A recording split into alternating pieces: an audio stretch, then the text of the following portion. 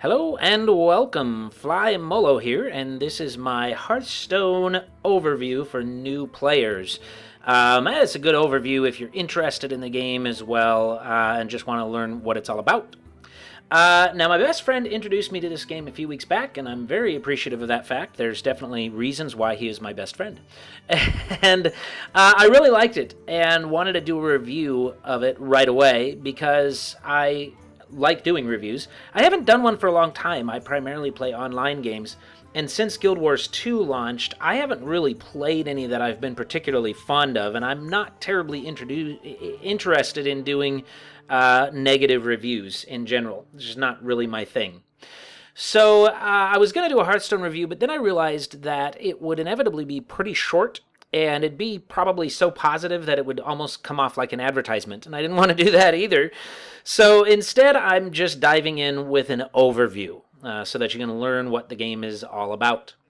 Now, at this time, Hearthstone is in its open beta phase, so things will likely change, but the game is already so polished that I'm really not expecting any major changes to come its way when the beta is over, which I believe is supposed to be quite soon, actually.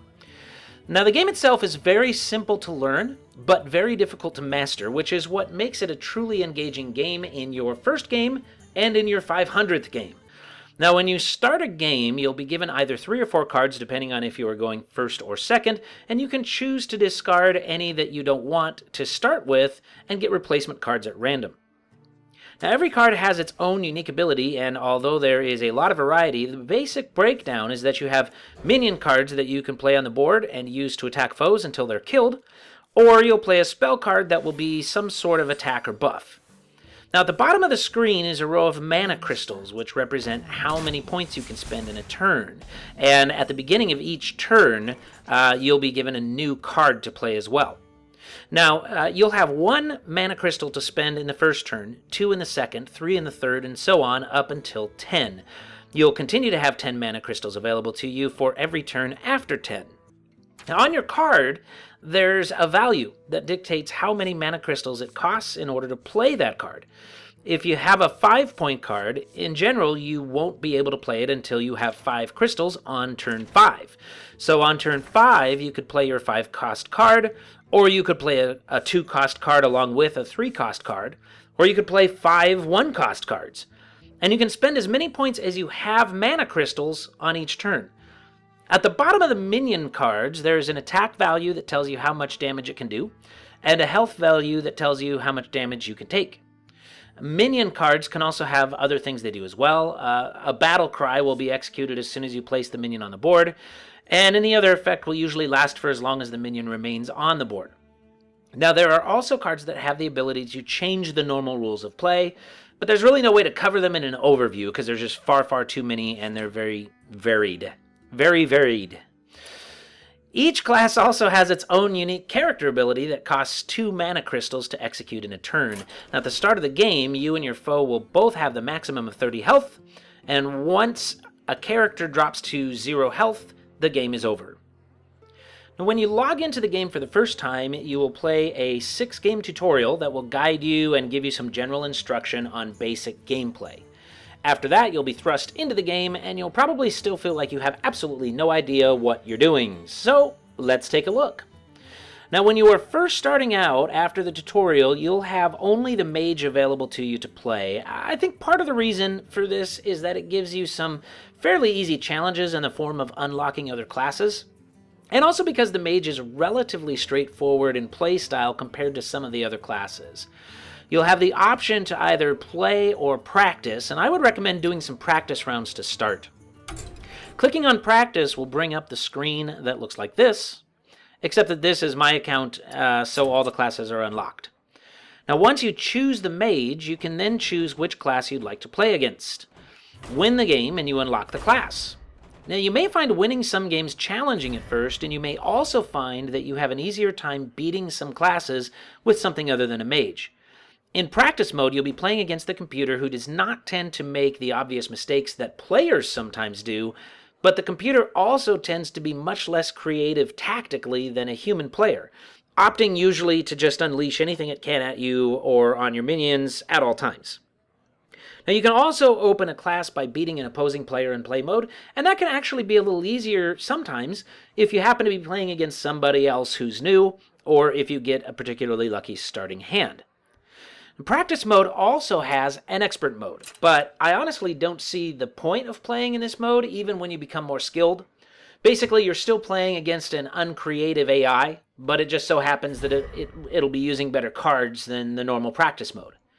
Now, another thing practice mode will do for you besides opening up new classes is level your character when you win. Now, when you play against a human opponent in play mode, that'll do the same thing. It'll level your character when you win, and actually you can gain some experience even when you lose. Now, each character that you open is leveled individually, so if you continue to play the mage and no other classes, then you will only level the mage. Now, the point to leveling is that with every 2 levels, you gain additional class cards that go into your deck up until level 10. After that, there's really no purpose to leveling. Every 5 levels, starting at level 15, you'll be given extra copies of cards that you already have, but they look a little cooler when you play them, so I guess it's just for bragging rights.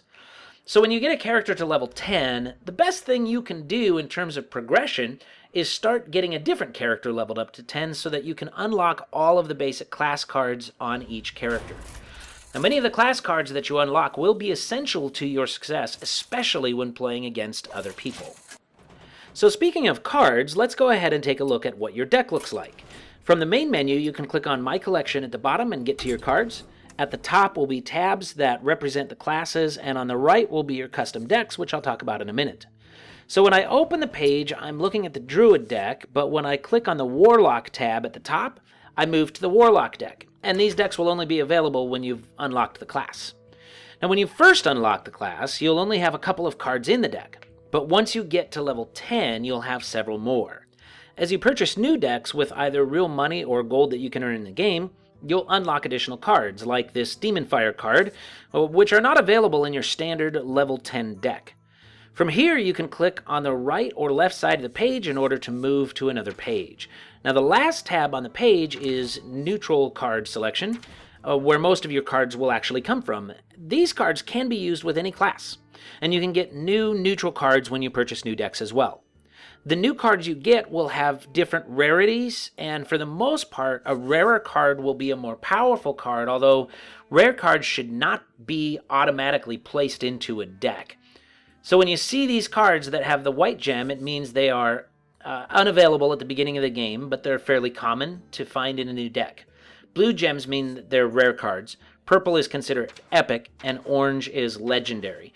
Now, obviously, a legendary card is going to be a very good card, especially considering the mana cost. Whatever the mana cost is, you can expect it's going to be very good. But like I say, it wouldn't automatically go into your deck because sometimes they can still be rather situational cards. They're not always good for every deck. Now, your deck in game will always consist of 30 cards, and you can have a maximum of 2 of any one card in your game deck. The exception to this is in Arena, where you can have more than 2 of the same card if you happen to draw them, but I'll talk about that later. Now, you do not need to create decks to play either. When you're getting started, you can just choose from any basic deck for classes you have open, and the game will generate a deck for you based on all of the cards that you've unlocked. The game does actually a fairly good job of this too, so I actually recommend going with the basic decks until you've become pretty good at playing a particular class. Now, when you're ready to try your hand at creating your own deck, you just click on a New Deck button on the right, and now you select your class, and you will be able to add any of the available class cards along with any available neutral cards. Once you finish your deck, you'll have it available to you when you get ready to start a new game. Now, also in my collection is this little button on top for crafting mode. The crafting material in Hearthstone is arcane dust, and you can get it either by playing arena matches or by disenchanting, meaning destroying, cards out of your deck. So if I want to create a Power of the Wild, it will cost me 40 arcane dust. Now, if I destroy a Power of the Wild, it will gain me 5 dust. I wouldn't recommend destroying cards unless you have more than 2 copies of the same card, or if you've played long enough to recognize which cards you're never going to use. There are several cards that I thought were worthless when I started, and they've actually turned out to be great cards for me. And then the reverse is true too, where several cards that I thought were great, I've pretty much stopped using. So since it could be a long time before you see any particular card in a pack again, you should be absolutely certain that you understand the values of both the card you're destroying and also the card you are creating. Now also on the main screen is your quest button. At the bottom are my daily quests. You get 1 new quest per day, and you can have up to 3 at a time. If you don't play every day, you'll usually need to play fewer games actually to accomplish these quests. 2 days ago, I received the Spellmaster quest, but I didn't complete it. So yesterday I didn't play at all, and today I received my 3rd quest. So now, because I have 3 quests, I can play a Paladin or a Warrior and work on all 3 of these quests at the same time. So really there's no advantage to playing every day if you choose not to, which I really like. Now these quests will earn you gold, and you also gain 10 gold for every 3rd win with any specific class. And your gold will be used either for purchasing new decks or for playing arena matches, which I'll discuss in a bit. Now, quests can't be achieved by playing in practice or against a friend. You have to be in something other than practice or friend mode. Now, speaking of playing against a friend, if you click on the game menu at the bottom right and go into options, you can turn on the Enable Challenging option, which will allow you to go into your friends list and challenge your friends directly. So now let's take a look at play mode, which once you've unlocked a few classes is where you'll spend most of your time. There are 2 options, casual and ranked. Both of them are supposed to match you up with someone of your skill level, but whatever formula Blizzard is using to figure out skill levels, it really does not work terribly well. What you probably want to do at first is stick with casual mode, and this will likely pair you up with new players who are using standard decks, so you actually have a decent chance of winning some of the games. And then there are ranked games, which is the primary way of gaining bragging rights in Hearthstone. Now the ranked rating has absolutely nothing to do with which class you are playing or what level your characters are, but it's solely based on how many ranked games you've won or lost. Your initial rank will be 25, which is the lowest, and you can't lose ranking until you get past rank 20. And you'll keep climbing up until eventually your goal, of course, would be to reach 1. Now, as you can see, my rank currently is 20, and the highest I've gotten to so far is 17. The biggest drawback to playing ranked games is that, regardless of your current level, you can frequently run into monstrous decks that as a new player with basic cards you simply have no chance of beating. And ranked games are also seasonal, and the seasons so far have lasted between 3 and 4 weeks, after which everyone's rank is reset back down to 25. Now this season started last weekend, and for about 3 days, it wasn't even worth it for me to try to compete in ranked games until all of the really great decks started moving up the food chain. Now, another problem with ranked games is that you're not immune to griefers. Here's what happened to me a couple of weeks ago when I ran into a griefer with a high-powered deck. First of all, he was literally taking every second he had of every turn and then clicking the end turn button, so that he could continue to torture me. Clearly his aim was to not win the game, but to torture his opponent. So what normally is like a 10 to 15 minute game is probably the average for a Hearthstone game, this one turned into 25 minutes because this guy is a jerk. Now at this point in the game, he hadn't even done anything, which is why I decided to start recording. For 5 turns, he just let his time run all the way down and did nothing except click end turn. So at this point in the game that we're watching now, I was thinking I was going to beat him. I figured, I don't know what he's doing, but evidently neither does he. And that's why I didn't just concede this game after I had been well and truly annoyed by the time it was already taking for me to play it. But here's the sped up version of how the game went for me at this point going forward. On turn 6, he pulled out that rare card. Turn 8, pulls out a legendary. Turn 9, another legendary. Turn 12, another legendary. And then after crushing me for a few turns with that legendary from turn 12, he pulls out an epic card that makes a copy of the legendary that I already could not take off the board. So I had to sit through 25 minutes of his jerkiness just to get crushed by a deck that I likely could never have beat even if I knew what I was doing, which I didn't. And this brings up actually a larger problem with the game. There's no recourse at all for bad behavior. There's no way to contact a GM to try and force the guy to speed up or just concede the match. There's no way to block him, so I don't have to play with him again. If I meet up with this guy again, it's going to be the same thing all over again. So as a new player to Hearthstone, just expect to be extremely frustrated from time to time. Now, fortunately, you won't have to deal with this very often. And normally you will get matched up with people who are closer to your ability and or deck value. Now currently, these two game types, casual and ranked, are all that is needed for new players. Now I'm a little bit concerned though with the overall health of the game as it leaves beta and becomes even more popular if these two game modes are all that we continue to see. Because right now, I can take my mostly basic decks and play casual or ranked and have fun. When I get to rank 17-ish, I'll probably start losing more than I win, but I can still find ranked games challenging and fun while knowing that I can complete my quests easily in casual mode. Now eventually, I could definitely see this changing.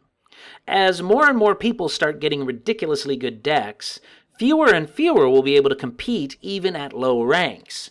Then we may start seeing some of the better than average decks flocking to casual so that they can complete their daily quests, which will leave new players unable to compete at all.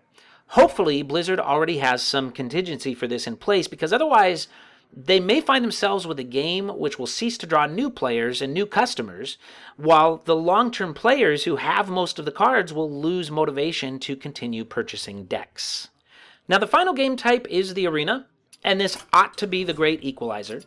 If you are a skilled player, you theoretically will have an equal chance to beat anybody else, whether you ever purchase anything or not. The Arena costs to play either 150 gold coins or $1.99. I can't talk. Or $1.99. With your Arena purchase, you will always get one new deck of 5 cards and a small amount of gold or crafting material. Arena play itself is just like any other game mode in that you'll be paired against an opponent at random for each individual game that you play. You can play in the Arena until you lose 3 games, and I believe it also ends when you win 9, although the most I've ever won is 5. As a free player, you may find it worthwhile to use 150 coins for an Arena rather than 100 for a new deck, because you'll get a deck either way. And if you win 3 games in one Arena, you'll probably receive 50 gold back for your efforts, so you'll make up for it anyway. Now, I've read that the magic number for Arena wins is 7, in that after you win 7 games, you'll receive your deck plus 150 gold. So if you're averaging 7 wins, you will be getting both your Arena matches and your new decks for free. Now, the thing that makes the Arena the great equalizer is that both you and your opponents are drawing decks at random from all the cards, not just the cards that are available to you. The way the card draft works is that you're first given the option to play one of 3 classes, chosen at random. Then you begin picking cards. You're given 3 cards from which you will pick 1. And then you are given 3 more cards from which you will pick 1. And this continues until you've made 30 choices and your deck is complete. Now you can start playing at any time. You can also leave the Arena at any time you want and come back to it, so you don't need to worry about blocking out an hour or more at one time just so you can play an Arena. The thing to be aware of, though, for new players is that you will be going up against Arena players who are much, much more knowledgeable than you. Your odds of winning, even with all of the great cards in the world, are probably not going to be all that good. So it's likely that you'll spend a lot of time losing a lot of games, which means that you kind of will be losing gold at first. But for me, I like the practice, I like to learn about the cards, I like to see how other players play with good cards, so I generally choose to go for the 150 Arena as opposed to the 100 cost deck. Now overall, Hearthstone is a truly great, and I believe that, great game. And Blizzard has done a fantastic job with this game at every turn.